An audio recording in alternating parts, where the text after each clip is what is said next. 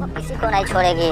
उसके बाद दिलेर उस कैमरे में रिकॉर्ड फुटेज को देखते हैं, जो कि उसमें वो लड़की दिखाई देती है जो पंख पाने के बाद अपने असली रूप में आ गई थी। उसके बाद वे उन लाशों पर उन जख्मों को निशान को देखते हैं, जो कि वो किसी हथियार का नहीं बल्कि परिंदे के पंजे का निशान होता है। और उन्हें वहाँ पर मिले आईडी कार्ड के जरिए पता चलता है कि वे दोनों मैजिशियन मीडिया कंपनी में काम करते थे, जिसके सीईओ सायला है, जो कि सायला हॉरर फिल्म बनाती है। और उन्हें हवेली के आसपास के लोगों से पता चला होता है उस हवेली में पैरानॉर्मल एक्टिविटी होती है। लोगों का मानना है कि उसमें भूत है।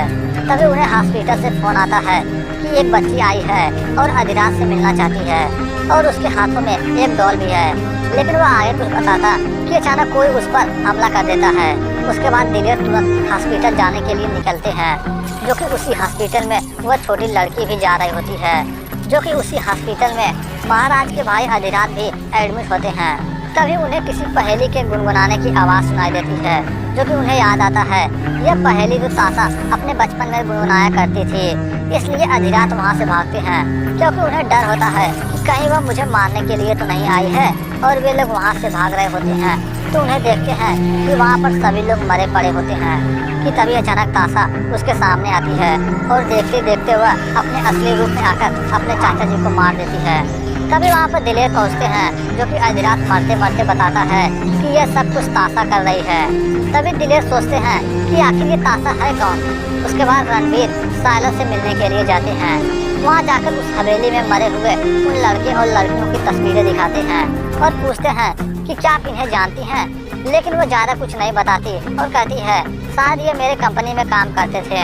लेकिन वह ये झूठ बोलती है, क्योंकि वे दोनों तो अब भी इस कंपनी में काम करते थे। वे लोग उसके साथ ही थे, उस हवेली में गए थे। लेकिन रणवीर जब उसे डराते हैं और पूछते हैं सच सच बताओ उन दोनों को हवेली में मारने के लिए क्यों लेकर गई थी, तो वह बताती है कि मैं उन दोनों को नहीं लेकर गई थी, वह तो अनुष्का लेकर गई थी। वहीं दूसरी तरफ दिलेर अधिराज और राजा सूर्यभान के भाई से ताशा के बारे में पूछते हैं, तो वे बताते हैं कि ताशा मेरे भाई सूर्यभान के एक दोस्त साइंटिस्ट की बेटी थी। बचपन में बहुत जिद्दी थी और बदतमीज भी थी। उसके आते ही मानो हवेली में दहशत की छा गई। यह रोज कोई न कोई खतरनाक हरकतें किया करती थी और वह एक दिन खुद को आग लगा दी और उस दिन वह जलकर उसी में मर गई। और उसी दिन से वह हवेली हमारे दिल से उतर गई और हमने वह हवेली छोड़ दी। तभी वहाँ पर रणवीर अनुष्का को लेकर आते हैं, तो अनुष्का बताती है कि ताशा मरी नहीं थी, इन लोगों ने उसे मारने के लिए वहाँ पर छोड़ दिया था। लेकिन अब ताशा को कोई नहीं मार सकता था। तभी उसके चाचा बताते हैं कि एसएपी ताशा कोई नॉर्मल लड़की नहीं थी, शायद उसके साइंटिस्ट पिता ने उस पर कोई एक्सपेरिमेंट कर दिया था, जिसकी वजह से उसके पंख निकल गए थे। अगर हमने उसे मारा नहीं होता तो वह हमें मार देती। उसने अनुष्का पर भी हमला किया था, जिसकी वजह से अनुष्का अपनी एक आँख खो चुकी होती है।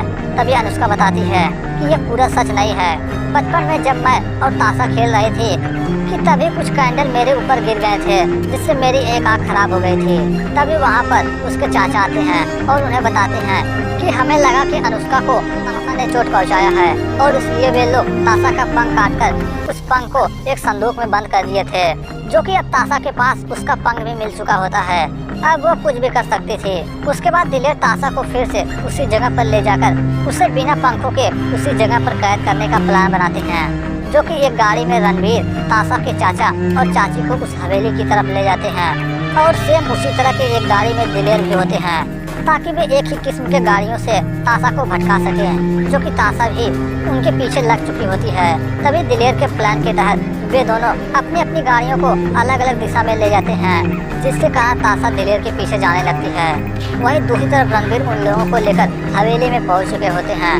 तभी वहां पर दिलेर भी पहुंचते हैं कि तभी वहां पर अचानक ताशा भी पहुंच जाती है और पहुंचते ही उन सब पर हमला कर देती है। और इसी के बीच में दिलेर किसी इलेक्ट्रिक डिवाइस से उसे बिजली का झटका देते हैं, जिसकी वजह से उसका पंख उसके शरीर से अलग हो जाता है। उसके बाद वे लोग उसके पंख को ले जाकर दोबारा संदूक में बंद कर देते हैं और ताशा को भी वहीं पर हमेशा हमेशा के लिए कैद कर देते हैं। उसके बाद सभी लोग वहां से निकल जाते हैं।